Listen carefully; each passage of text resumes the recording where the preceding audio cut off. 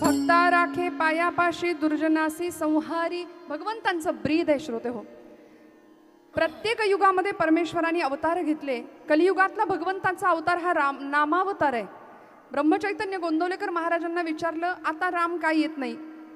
त्रेतायुगामध्ये आला. आज समाजामध्ये इतका अनाचार आहे, अत्याचार आहे, अन्याय आहे, सगळीकडे अधर्माचं वातावरण दिसतं. मग आता प्रभू काय येत नाही? ब्रह्मचैतन्य गोंदवलेकर महाराज म्हणले, माझ्या रामाचं नाम हाच त्याचा अवतार आहे, हा नामावतार आहे.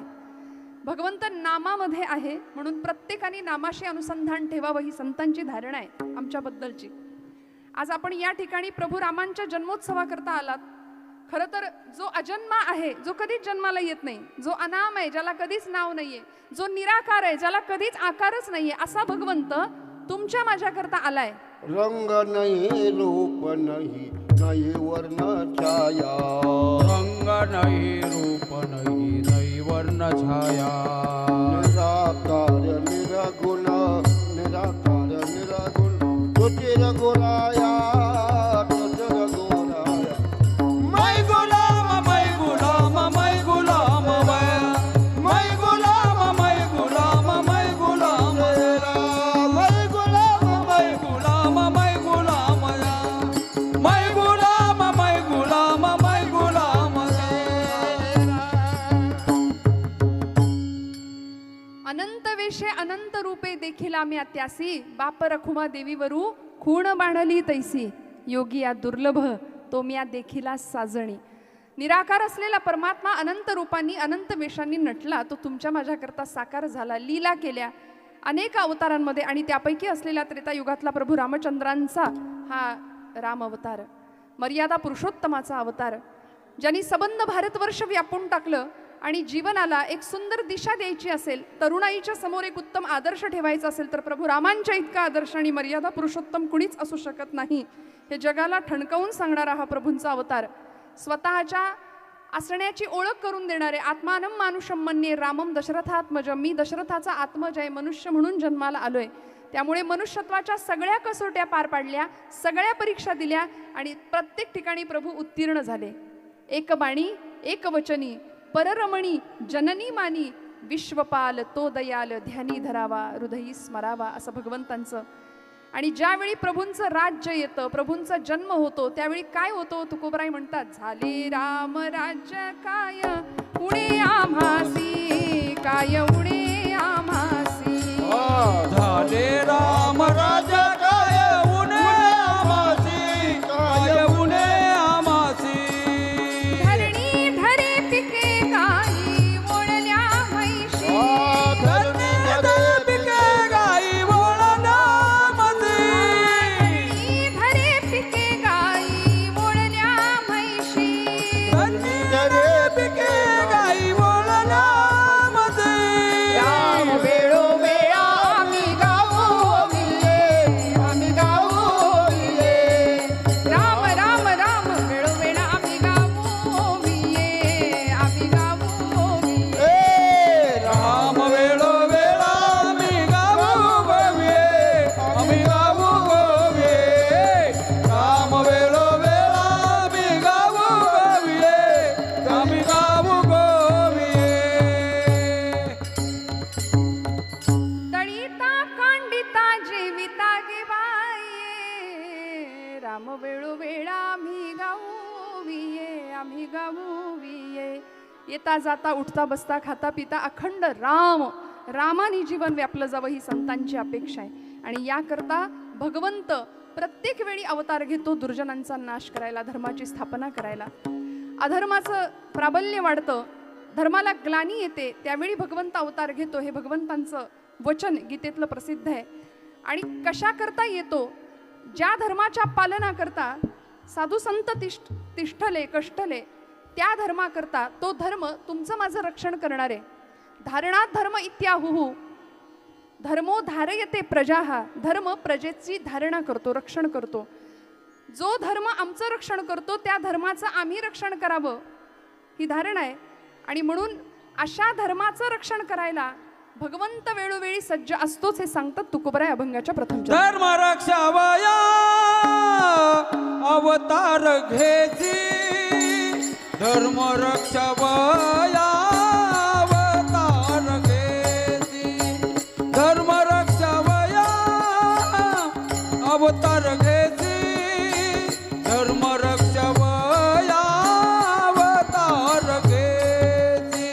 धर्म रक्षावया अवतार घेसे धर्म रक्षावया अवतार घेसे धर्म रक्षावया अवतार घेसे धर्म रक्षावया अवतार घेसे आपुल्या पाळीसी भक्त जना आपुल्या पाळीसे भक्त जना आपुला पाळेशे भक्त जना आपुला पाळेशे भक्त जना अंबरुसीसाठी जन्म सोसिएले अंबरुसीसाठी जन्म सोसिएले अंबरुसीसाठी जन्म सोसिएले अंबरुसीसाठी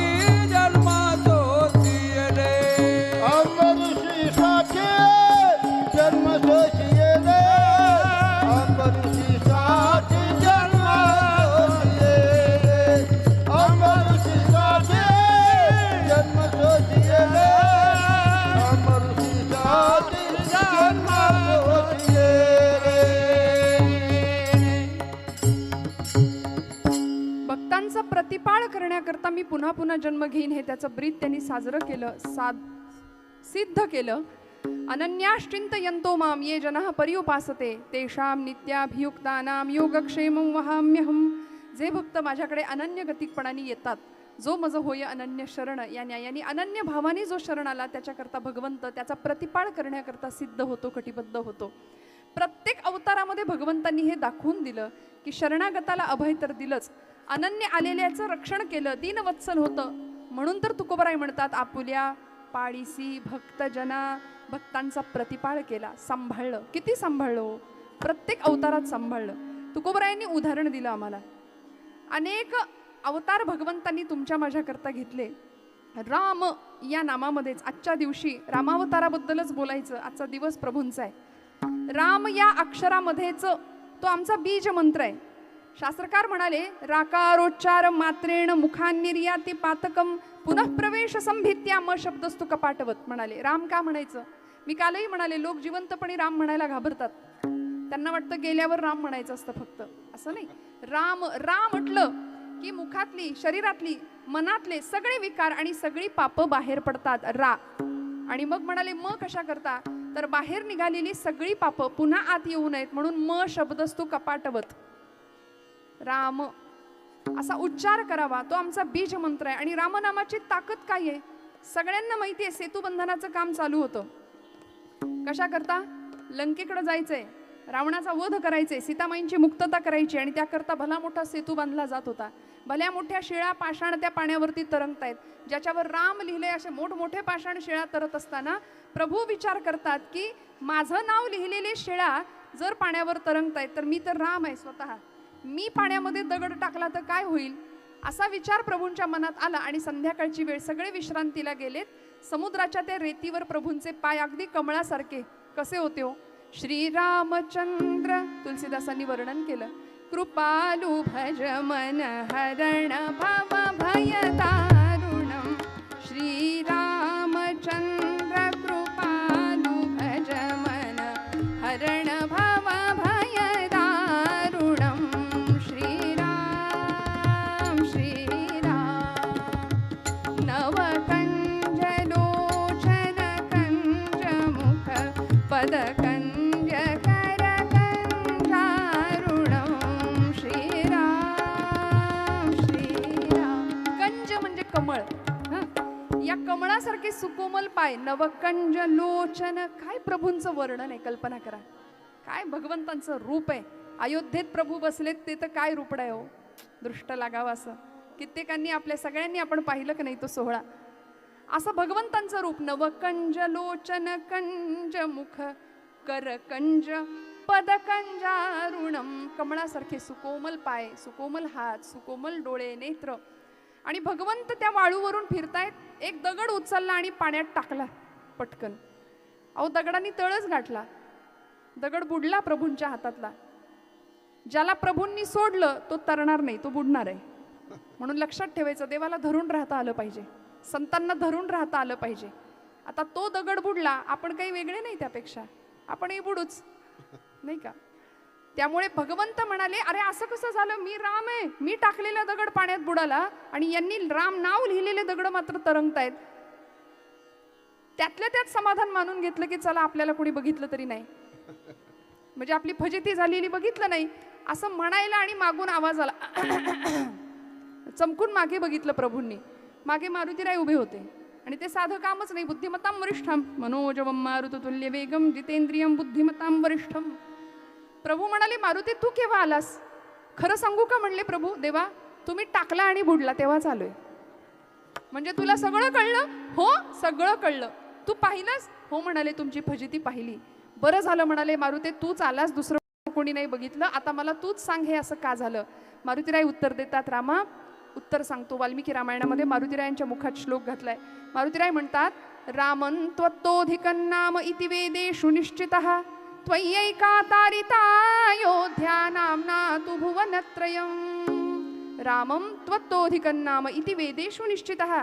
तुमच्या देहाला राम असं कौसल्य मातेने नाव दिलं, पण तुम्ही नव्हता तेव्हापासून राम नाम आहे, ते वेदांनी निश्चित केलेलं आहे आणि वेद अपौरुषेय आहेत. रामा तुमच्या अवताराच्या आधीपासून राम हे नाव आहे. त्वय्यैका तारिता अयोध्या, तुम्ही अयोध्येकडे गेलात, अयोध्येतल्या लोकांचा उद्धार झाला. तुम्ही आमच्याकडे आला, आमचा उद्धार झाला. शबरीचा उद्धार झाला, अहिल्याचा उद्धार झाला. पण तुमचं नाम असं आहे, नामना तू भुवनत्रयम. तुम्ही अवतार कार्य संपवल्यानंतर सुद्धा त्रिभुवनाला तारण्याची ताकद ज्या नामामध्ये, ते रामनाम आहे. विठ्ठल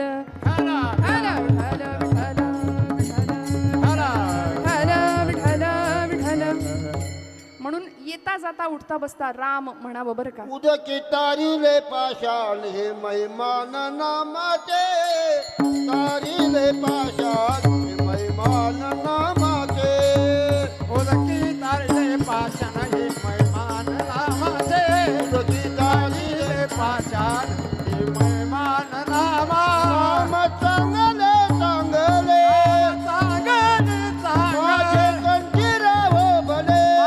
कंठीराव भले. उदकी तारिले पाषाण हे महिमान नामाचे, उदकी तारिले पाषाण हे महिमान नामाचे. उदकी तारिले पाषाण हे महिमान नामाचे, उदकी तारिले पाषाण हे महिमान नामाचे.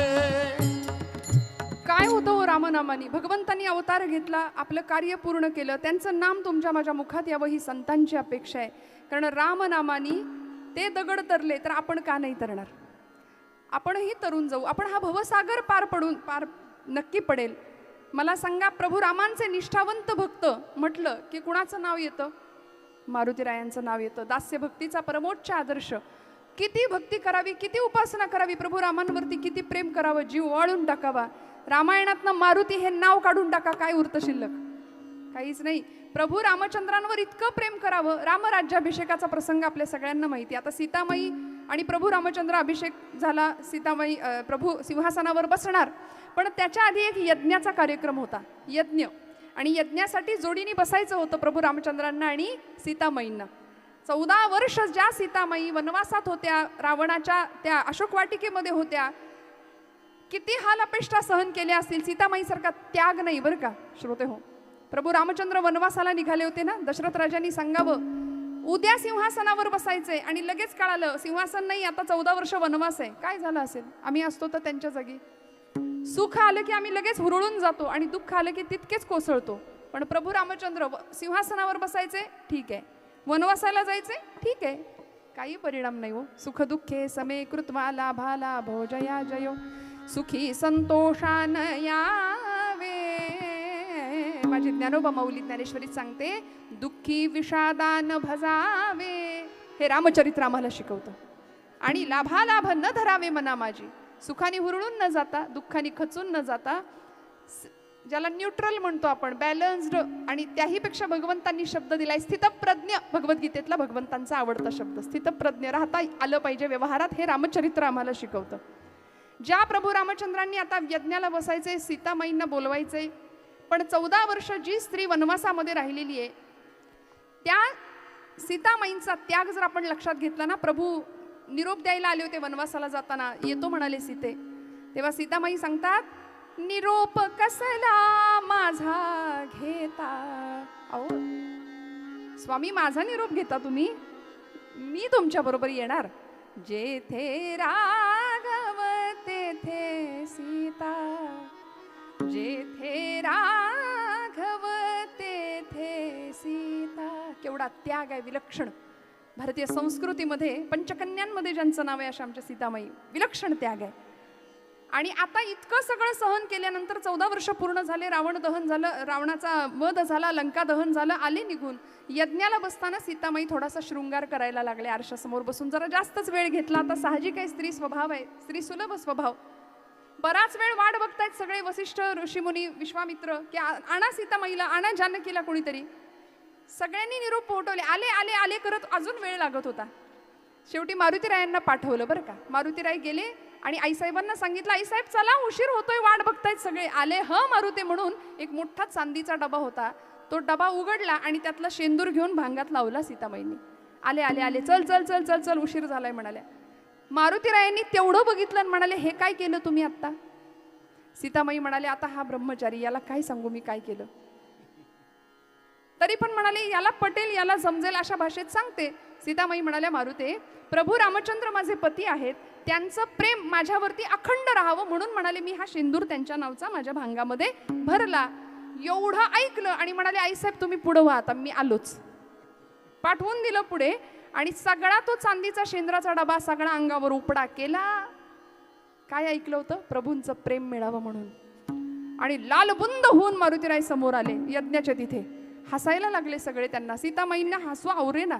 घडलेला प्रसंग प्रभूंना सांगितला. अहो काय सांगू, बघा ना हे कसं करून आले मारुतीराय. मी आपलं सांगितलं तुमचं प्रेम माझ्यावर राहावं म्हणून मी हे शेंदूर लावते, तर बघा सगळं अंग फासून टाकलं शेंद्रानी. प्रभू मारुतीराय शेंदूर का लावतात ऐका.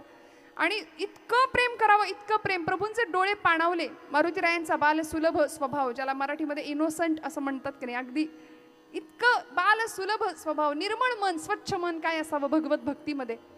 मारुतीरायांकडे पाहिलं प्रभूंनी, उठले, डोळ्यातनं घळघळ नेत्राश्रू वाहत आहेत. मारुतीरायांना कडकडून आलिंगन दिलं आणि म्हणाले, मारुते, जगातला सगळा शेंदूर संपला तरी चालेल, पण माझं तुझ्यावरचं प्रेम कधीच संपणार नाही. आपुल्या पाळीसी भक्तजना. इतकं प्रेम करतो भगवंत. काय करतो, कुणासाठी येतो, कशासाठी येतो? अभंगाचं दुसरं चरण. अंबरुषीसाठी जन्म सोशिले, अंबरुषीसाठी जन्म सोशिले, अंबरुषीसाठी जन्म सोचिले, तुझीसाठी जन्म सोचिले. दुष्ट निर्दाळी रे किती एक, दुष्ट निर्दाळी रे किती एक, अंबरुषीसाठी जन्म सोशिले, अंबरुषीसाठी जन्म सोशिले. दुष्ट निर्दाळीने किती एक, दुष्ट निर्दाळीने अंबरुषीसाठी जन्म सोचिले, अंबरुषीसाठी जन्म सोचिले.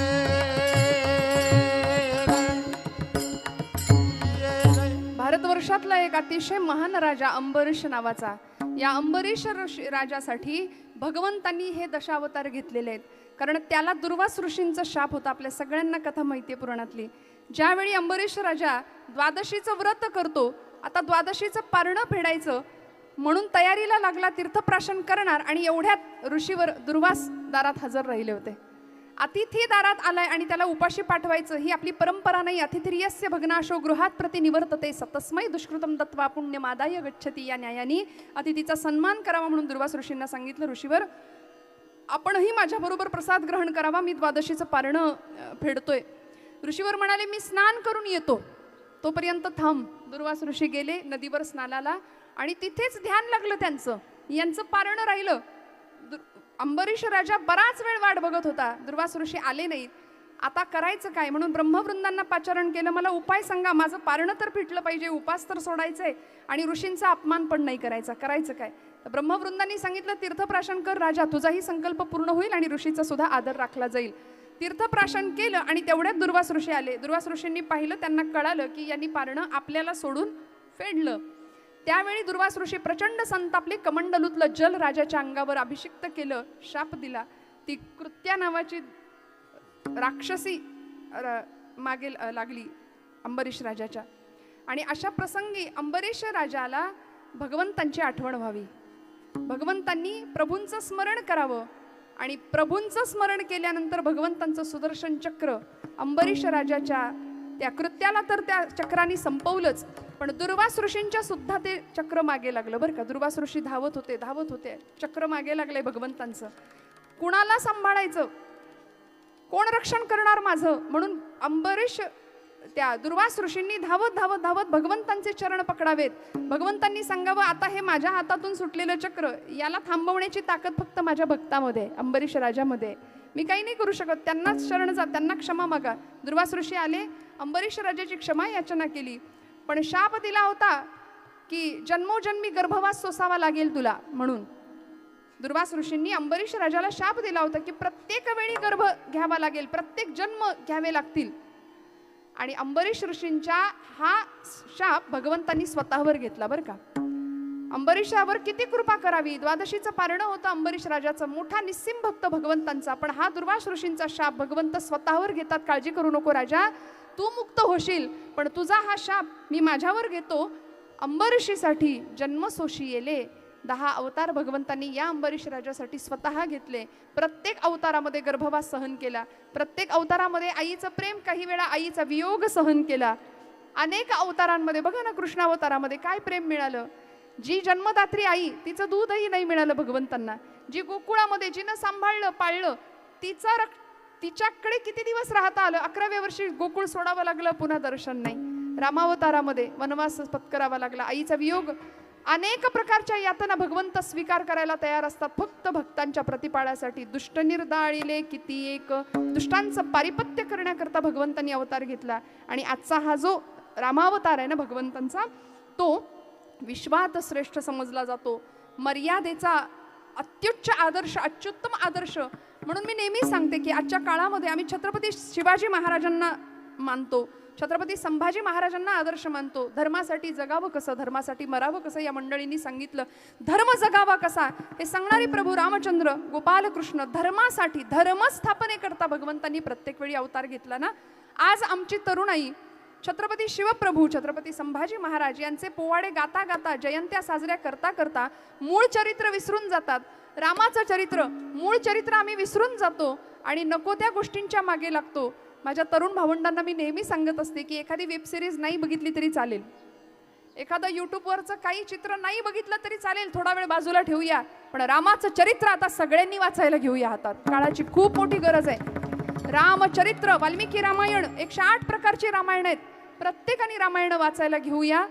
तर आम्हाला चारित्र्याची पूजा कशी करायची या देशाच्या संस्कृतीने शिकवले. कारण आजूबाजूला बघा, चारित्र्य संपन्नता नाही जितकी माझ्या भारत देशामध्ये आहे. कुटुंब संस्था जितकी भारतामध्ये, महाराष्ट्रामध्ये, तितकी कुठल्याही देशामध्ये नाहीये. म्हणून परके लोक आपल्या संस्कृतीकडे हात जोडतात, कारण आमच्या संस्कृतीचे मानदंड आहेत प्रभू गोपालकृष्ण आणि प्रभू श्री रामचंद्र.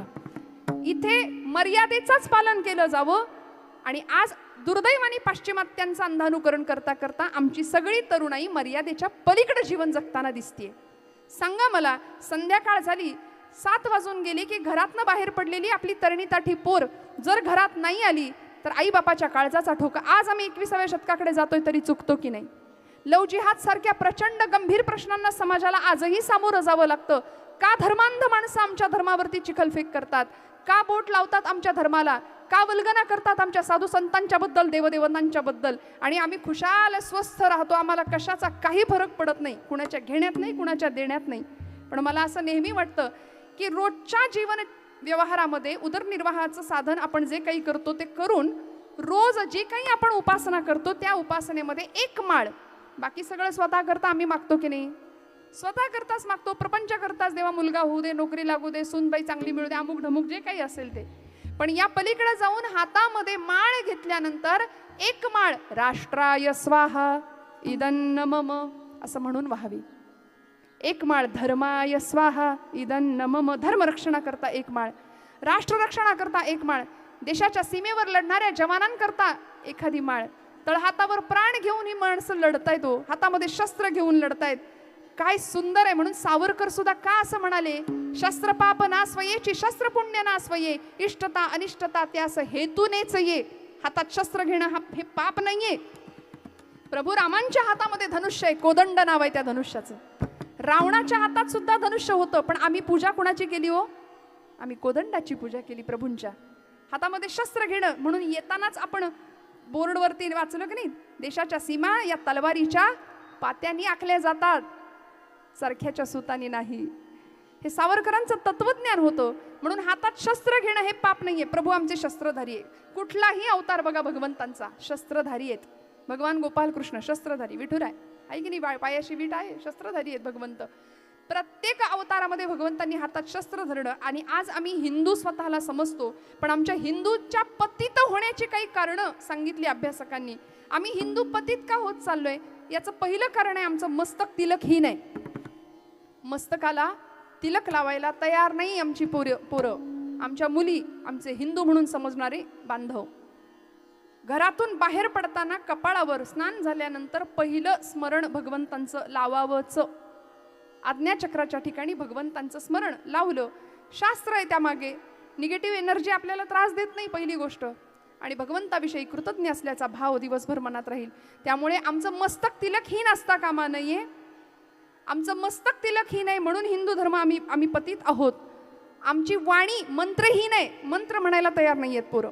म्हणत असतील तर ते नीट म्हणत नाहीत. पिक्चरची गाणी लगेच पाठ होतात, पण अथर्वशीर्ष पाठ होणार नाही, रामरक्षा पाठ होणार नाही. गणपती उत्सव, नवरात्र उत्सव लिंबू चमचा खेळत बसतात. काय त्यातनं मिळणार आहे असा पराक्रम मला सांगा. स्तोत्र नाही, मंत्र नाही, हरिपाठ नाही, भगवद्गीता नाही, दासबोध नाही, काहीच नाही. आमची वाणी मंत्रहीन आहे, मन श्रद्धाहीन आहे, मस्तक तिलकहीन आहे आणि हात शस्त्रहीन आहे. विठ्ठल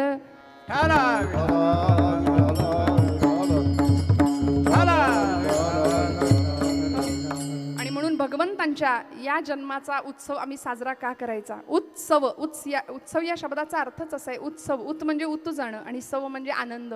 आनंदाचं प्राकट्य म्हणजे भगवान प्रभू रामचंद्रांचा जन्म आहे.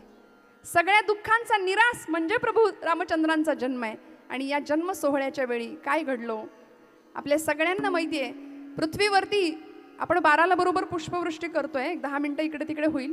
सावकाश फुलं वाटायला घेतली तरी हरकत नाही, चालेल ना.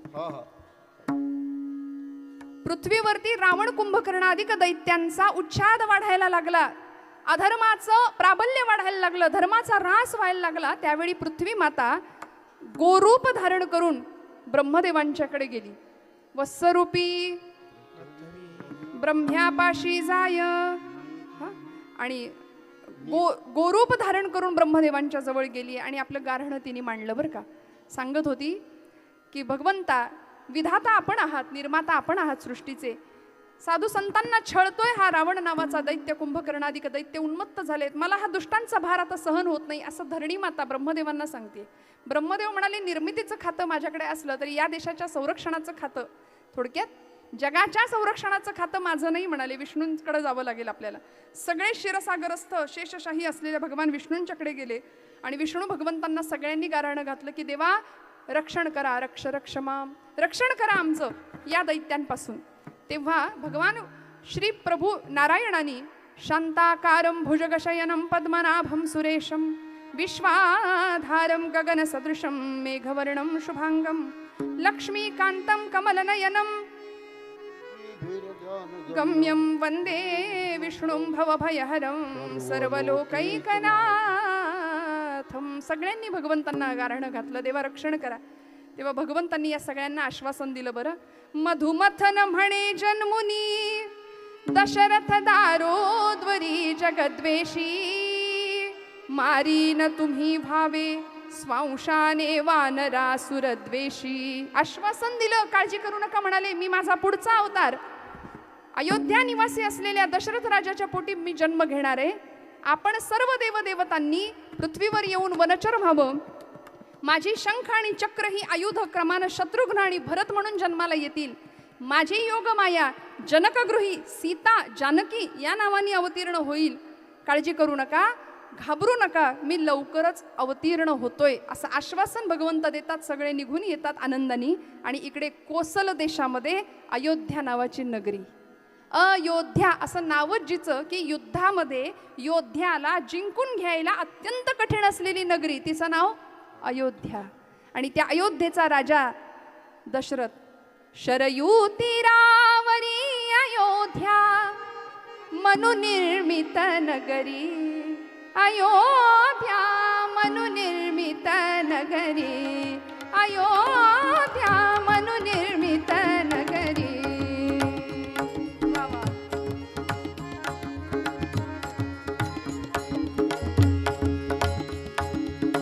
इक्ष्वाकु कुल कीर्तिभूषण राजा दशरथ धर्मपरायण, या नगरीचे करितो रक्षण, गृही चंद्रता नगरी इंद्रता, सूर्य जसा अंबरी, अयोध्या मनुनिर्मित नगरी, अयोध्या मनुनिर्मित नगरी. आणि या अयोध्येचा राजा दशरथ, 350 स्त्रिया होत्या राजाला. 3 प्रमुख स्त्रिया, कौसल्या, सुमित्रा आणि जागे आहेत ना सगळे की लागली झोप? कारण कीर्तनात ती बाई येते, वेळ कुठली असू दे, रात्र असू दे, दिवस असू दे, तर दुपारचे 12 असू दे, ती येते. काल म्हटलं ना आम्ही डोलतो, काही असे डोलतात, काही असे डोलतात. प्रत्येकाच्या डोलण्याच्या पद्धती कीर्तनातल्या वेगळ्या असतात. जागेपणी ऐका बरं का, गात जागा तवा. आणि या सगळ्यासाठी राजा अत्यंत चिंतातूर आहे. काय करावं? एक दिवस स्वप्न पाहिलं. दशरथ राये स्वप्न देखिले, दोघा पुरुषा आपण वधिले, आणि एक स्त्रियेसी मारिले अपराधे विना. स्वप्नात पाहिलं की 2 पुरुष आणि एका स्त्रीला आपण विनाकारण अपराधाशिवाय मारले. हे स्वप्न राजा दशरथांनी पाहिलं, जागा झाला आणि लगेच आपल्या कुलगुरू वशिष्ठ ऋषींना गाठलं. ऋषींना सगळं स्वप्न सांगितलं. घाबरला. ऋषींनी सांगावं, गुरुदेवांनी सांगावं, राजा काळजी करू नको, जंगलात जा, 3 श्वापदांचा वध कर, आणि त्यानंतर या तुझ्या स्वप्नाचा दोष आपण दूर करू, शांती करून, काळजी करू नको. राजा दशरथ मृगये करता, शिकारी करता बाहेर पडला. संध्याकाळची वेळ, फुलं घेताना बोलण्याची आवश्यकता अजिबात नसते. आजी, आपल्या हातापर्यंत फुलं येतील, सावकाश फुलं घ्या, शांतपणे फुलं घ्या. आणि आपण जेव्हा प्रभूंच्या नामाचा जय जयकार करू जन्मोत्सवाच्या प्रसंगी, त्यावेळी आपण पुष्पवृष्टी करायची. खूप शांततेने कथा ऐका.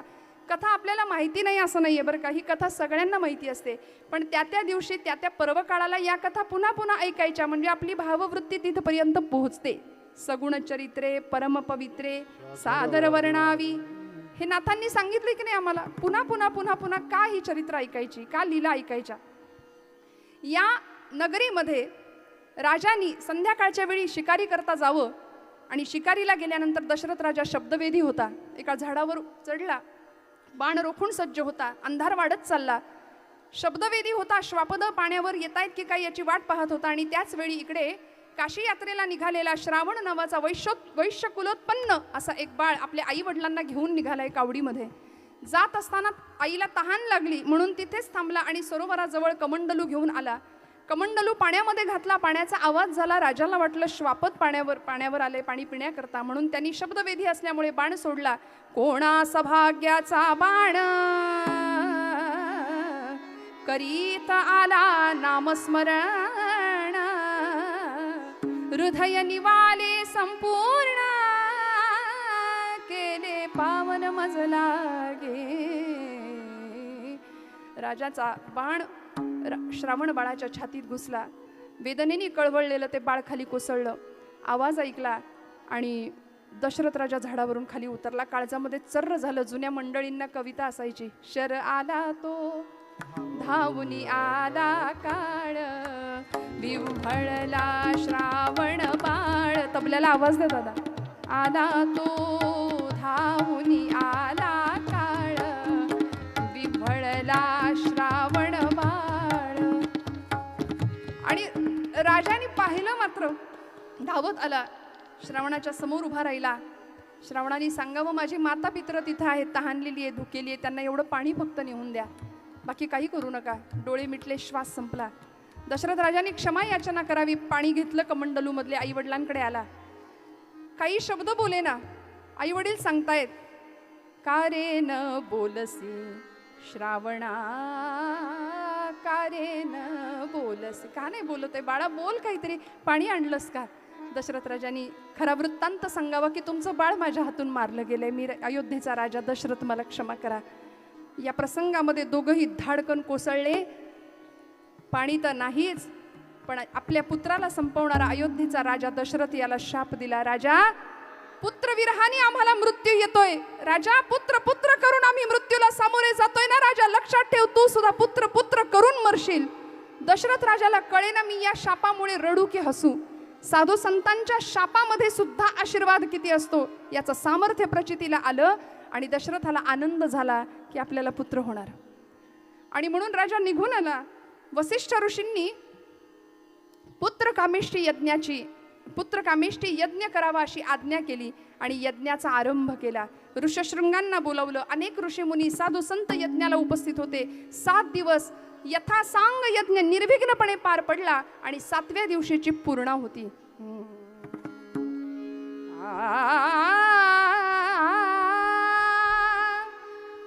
7व्या दिवशीची पूर्णाहुती झाली आणि त्या यज्ञामधून साक्षात अग्निनारायण प्रगट झाला. हो, आणि काय करावं? दशरथा घे हे पायसदान, पायसदान. दशरथा घे हे पायसदान, पायसदान. तुझ्या यज्ञी मी प्रगट झालो, तुझ्या यज्ञी मी प्रगट झालो. हा माझा सन्मान दशरथा. पायसदान, पायसदान दशरथा.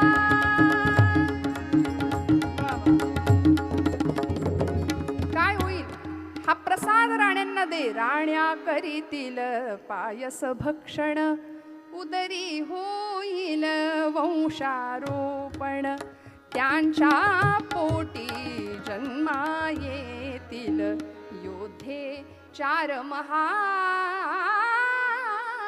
दशरथा करात घेई सुवर्ण स्थाली, दे राण्यांना क्षीर आतली. कामधेनूच्या दुग्धाहूनही ओजहीचे बलवान. दशरथा, त्या अग्निनारायणाने भगवान त्या दशरथ राजाला पायस द्यावं, प्रसाद द्यावा आणि आपल्या 3ही राण्यांना वाटून घ्यायला सांगितलं. त्या ठिकाणी फक्त कौसल्य आणि सुमित्रा उपस्थित होती म्हणून राजाने दोघींच्या हातामध्ये प्रसाद दिला. कैकईला नंतर दिला. तिला राग आला, तिने तो प्रसाद टाकून दिला. त्या प्रसादाचं पुढे काय झालं आपल्याला मारुती जन्माच्या वेळी ती कथा आपण नेहमी ऐकतो. तो पिंड, तो प्रसाद एका घारीने न्यावा आणि मग मारुतीरायांचा तिकडे जन्म आहे, आपल्या सगळ्यांना माहिती आहे. पण या प्रसंगामध्ये आता दिवसामागून दिवस जात आहेत. 3ही राण्यांना गर्भ राहिले बरं. आणि बघता बघता वसिष्ठ म्हणे रायासी, धर्म मर्यादा आहे ऐसी. डोहाळे पुसावे स्त्रियेसी, जे मागती ते त्यासी द्यावे. काय डोहाळे होते हो? राजा दशरथ प्रथम कैकईच्या महालामध्ये गेले आणि कैकईला डोहाळे विचारावेत या उद्देशाने राजांनी सांगावं, कैकई काय करावं असं वाटतंय, काय इच्छा आहे मनातली. त्यावेळी कैकईने आपली इच्छा सांगितली. कैकई सांगते, ज्येष्ठ पुत्राला वनवासाला पाठवा आणि माझ्या मुलाला राज्याभिषेक करावा, गादीवर बसवावं ही माझी अपेक्षा. हे डोहाळे होते कैकईचे. 1000 विंचू डसावेत, चावावेत इतक्या भयानक वेदना राजाला त्या क्षणी झाल्या होत्या. 1000. पण या प्रसंगामध्ये राजांनी मनावर दगड ठेवावा आणि कौसल्येच्या, सुमित्रेच्या महालामध्ये जावं. सुमित्रेच्या महालामध्ये पाऊल टाकतात सुमित्रेने लिंबलोण केलं, औक्षण केलं, पाय धुतले, बसायला आसन दिलं आणि तिला विचारलं, तुझे डोहाळे काय आहेत? त्यावेळी सुमित्रा माता सांगते, ज्येष्ठाची ज्येष्ठ सेवा ती मज द्यावी नृपदेवा. मोठ्या बंधूची सेवा मला करायला द्या. हे डोहाळे होते सुमित्रा मातेचे. आनंद झाला. आणि आता कौसल्येच्या महालामध्ये दशरथ राजा येतात. कौसल्येच्या महालामध्ये येऊन दशरथ राजांनी कौसल्येला विचारावं, जिच्या चेहऱ्यावरचं तेज इतकं विलक्षण होतं, कल्पना करा की जी कौसल्या माता साक्षात अनंत कोट ब्रह्मांड नायक जिच्या उदरामध्ये अवतीर्ण झाला होता, काय काय असेल तिचं रूप, काय असेल तिची अवस्था, समाधी अवस्थेमध्ये पोहोचलेली नामदेव महाराजांनी वर्णन केलंय. समाधी अवस्थेमध्ये आपण काल ऐकलं, मन हे राम रंगी रंगले, आत्मरंगी रंगले, विश्वरंगी रंगले, राम रंगी. चराचर सृष्टीमध्ये सगळं राम राम राम तत्व भरून उरलेलं. अंत में राम ही राम. कौसल्या मातेची विलक्षण तेजपुंज प्रतिमा पाहिली. दशरथ राजांनी विचारलं, कौसल्ये काय हवंय, काय इच्छा आहे मनातली?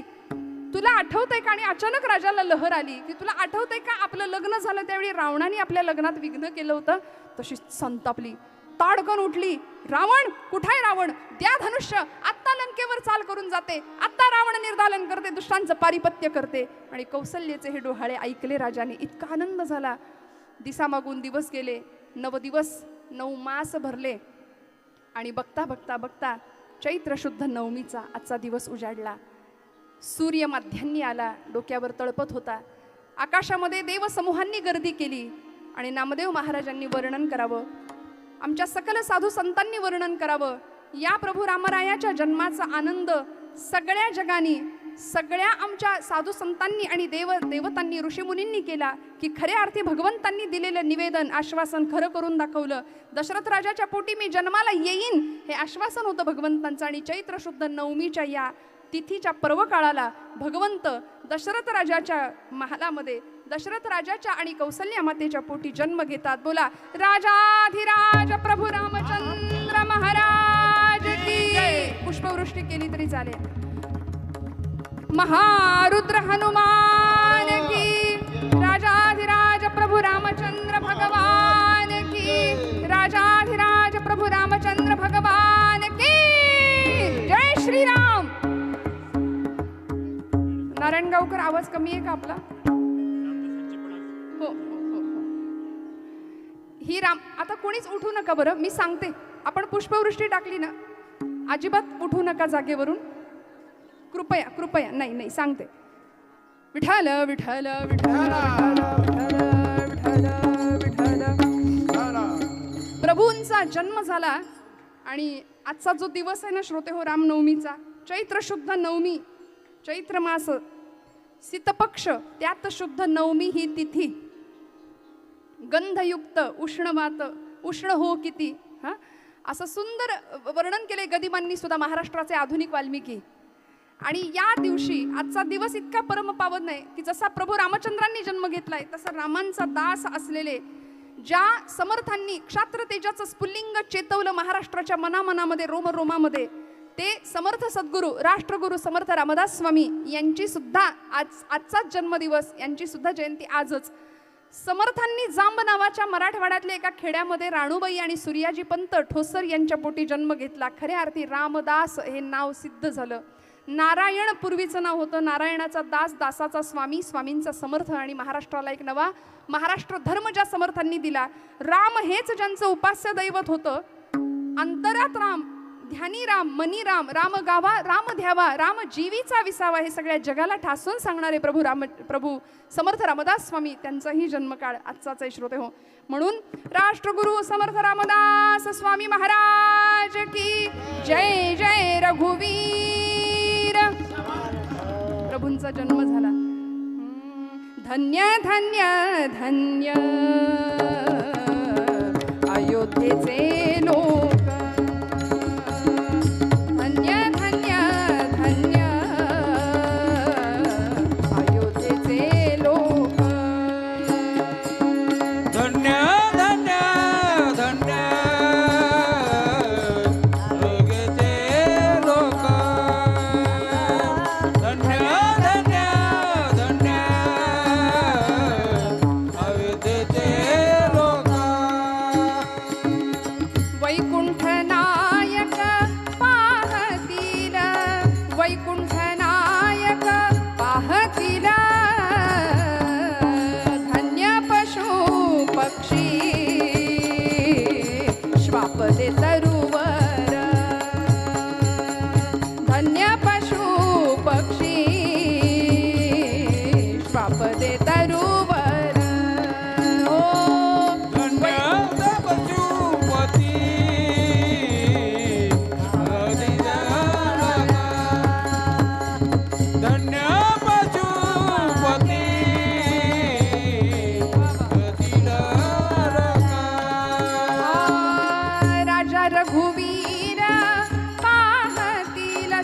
श्रेष्ठ नामदेव महाराजांनी अयोध्येमध्ये प्रभू रामांच्या जन्माचं केलेलं वर्णन आहे हे.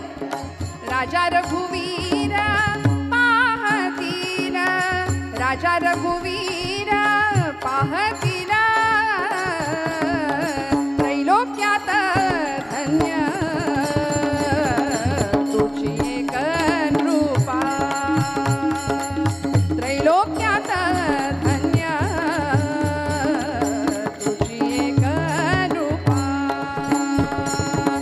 नामयाच्या बापा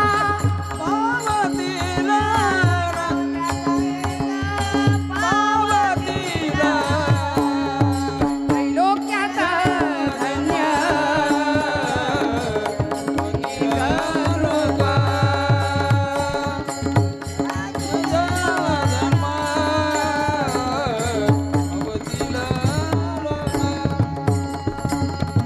नामयाच्या बापा पाहशील, नामयाच्या बापा पाहशील,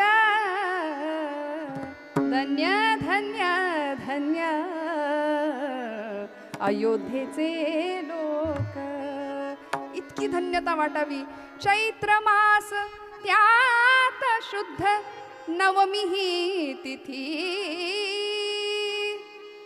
गंधयुक्त तरीही उष्ण, गंधयुक्त काय तरीही उष्ण वात हो किती. दोन प्रहरी काग शिरी सूर्य थांबला, राम जन्मला ग सखे राम जन्मला.